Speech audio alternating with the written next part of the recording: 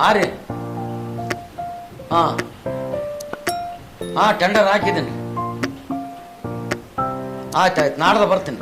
ಹಾಂ ಓಕೆ ಹಾಂ amount pay ಮಾಡಿ ನೋಡಿರಿ. ಓಕೆ ನಮ್ಮ ಅಸಿಸ್ಟೆಂಟ್ ಬರ್ತಾನ, ನಾಡ್ದ ಕಟ್ ಕಳಿಸ್ತೀನಿ.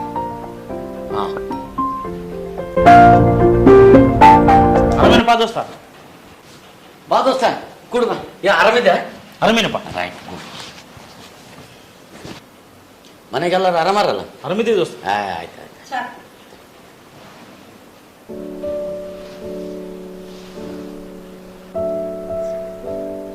ಏನಿಲ್ಲ ದೋಸ್ತ, ಮಗಳನ್ನ ಡಾಕ್ಟರ್ ಓದ್ಸಕತ್ತಿದ್ದೆ. 2 ಲಕ್ಷ ರೂಪಾಯಿ ಕಡಿಮೆ ಬಿದ್ದಿದ್ವು, ಫೀಸ್ ಕಟ್ಟೋದಿತ್ತು, ಅದಕ್ಕೆ ಕೇಳೋಣ ಅಂತ ಬಂದೆ. ಆಯ್ತು ದೋಸ್ತ, ಬರ್ತೀನಿ.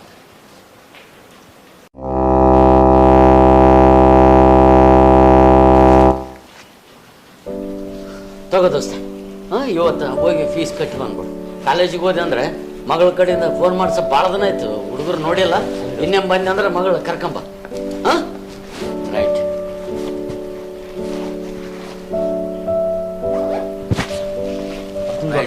ಓಕೆ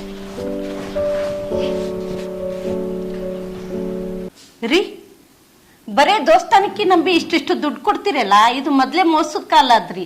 ಒಂದು ಬಾಂಡನ್ನ ಬರ್ಸಬೇಕು, ಒಂದು ಪತ್ರನ ಬರ್ಸಬೇಕು, ಇಷ್ಟೆಲ್ಲ ಕೊಟ್ರೆ ಹೆಂಗ್ರಿ?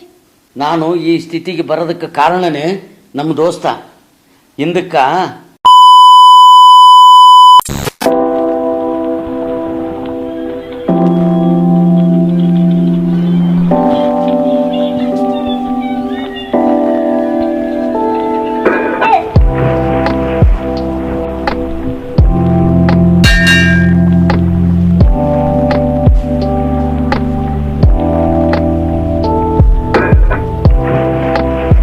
ಏನ್ ದೋಸ್ತ, ಯಾಕೆ ಬರಕ್ಕೆ ಹೇಳ್ದಿ? ಏನಿಲ್ಲ ದೋಸ್ತ, ಒಂದು ಬಿಸ್ನೆಸ್ ಮಾಡ್ಬೇಕಂತ ಮಾಡೀನಿ. ಅದಕ್ಕೆ ಬಂಡವಾಳ ಎಲ್ಲ ಲೆಕ್ಕ ಹಾಕಿದ್ರೆ 5 ಲಕ್ಷ ತನ ಬರ್ತದ. ಅದಕ್ಕೆ ಸ್ವಲ್ಪ ಒಂದು 5 ಲಕ್ಷ ರೂಪಾಯಿ ಅನುಕೂಲ ಮಾಡಿದ್ರೆ ಮತ್ತೆ ಬಿಸ್ನೆಸ್ ಮಾಡ್ಬೇಕಂತ ಮಾಡೀನಿ. ವರ್ಷ ಇಷ್ಟು ಮುಟ್ಸಂತ ಹೋಗ್ತಿದ್ದೆ, ಸ್ವಲ್ಪ ಅದೊಂದು ಅನುಕೂಲ ಮಾಡಪ್ಪ ನೋಡು. ಅಲ್ಲ ದೋಸ್ತ, ಊರ್ ಮಂದಿಗೆ ನಿಮ್ ತಮ್ಮ ಸಾಲ ಕೊಡ್ತಾನ, ನೀನ್ ನನಗೆ ಕೇಳ್ತಲ್ಲ? ನಮ್ಮ ತಮ್ಮನ್ನ ಕೇಳಿದ್ನಪ್ಪ, ಸಂಬಂಧಿಕರ ಒಳಗೆ ನಾವು ಸಾಲ ಕೊಡೋದಲ್ಲ ಅಂತೇಳಿ ಖಂಡಿತ ಹೇಳಿ ಕಳಿಸಿಬಿಟ್ಟ. ಅದಕ್ಕೆ ನಿನ್ನ ಕೇಳಕತ್ತೀನಿ. ದೋಸ್ತ 5-10 ಅಂದ್ರೆ ನಾನು ಹೆಂಗನ ಮಾಡ್ತಿದ್ದೆ. 5 ಲಕ್ಷ ದೊಡ್ಡ ಅಮೌಂಟ್ ಆಯ್ತು. ಯಾರ ಸೌಕರ ಹತ್ರ ಹೋಗಿ ಕೇಳ್ಬೇಕಂದ್ರೆ ಏನನ್ನು ಒತ್ತಿಡ್ಬೇಕಾಗ್ತದ. ದೊಡ್ಡ ಅಮೌಂಟ್ ಆಯ್ತು, ಹೆಂಗ ಮಾಡ್ಬೇಕಪ್ಪ ದೋಸ್ತ? ಏನನ್ನ ಒತ್ತಿಡ್ಬೇಕಂತಂದ್ರೆ ನನಗಂತೂ ಹೊಲ ಇಲ್ಲ, ಏನಿಲ್ಲ. ಮತ್ತೆ ಹೆಂಗ ಮಾಡಮ್ ದೋಸ್ತ?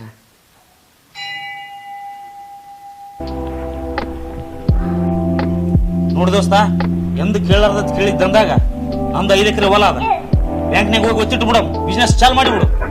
ದೇವ್ರ ಮುಂದೆ ಕುಂತು ಹೇಳಕತ್ನಿ, ಒಳ್ಳೇದಾಗ್ತದ. ಬಾ, ಇಷ್ಟು ಮಾಡ್ಲಿಕ್ಕಂದ್ರೆ ದೋಸ್ತನಿಗೆ ಏನಿರ್ತದ? ಬಾ ಬ್ಯಾಂಕ್ ಹೋಗಂಬ.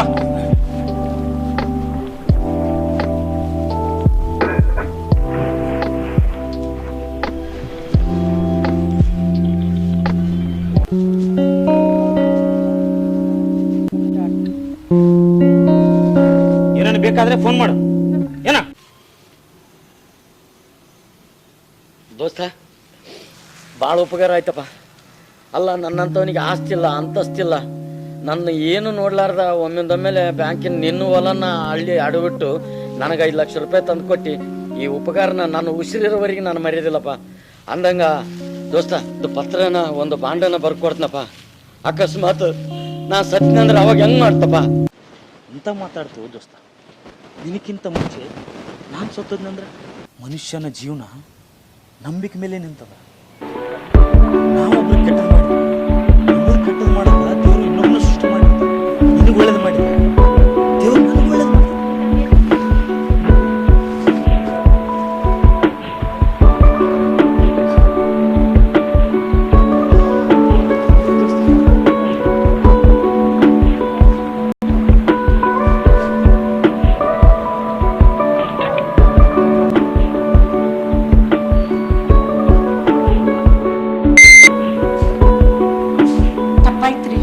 ಅಂತ ದೇವ್ರಂತ ನಿಮ್ ದೋಸ್ತನ ಬಗ್ಗೆ ನಾ ಮಾತಾಡಿದ್ದು ತಪ್ಪಾಯ್ತ್ರಿ.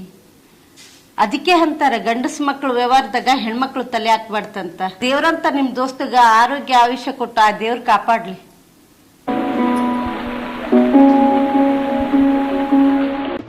ಜೀವನದಲ್ಲಿ ಎಷ್ಟೋ ಜನ ಪರಿಚಯ ಆಗ್ತಾರೆ, ಆದರೆ ನಮ್ಮ ಸಂತೋಷಕ್ಕೆ ಕೆಲವರು ಮಾತ್ರ ಕಾರಣರಾಗ್ತಾರೆ. ಅವರೇ ನಮ್ಮ ನಿಜವಾದ ಸ್ನೇಹಿತರು.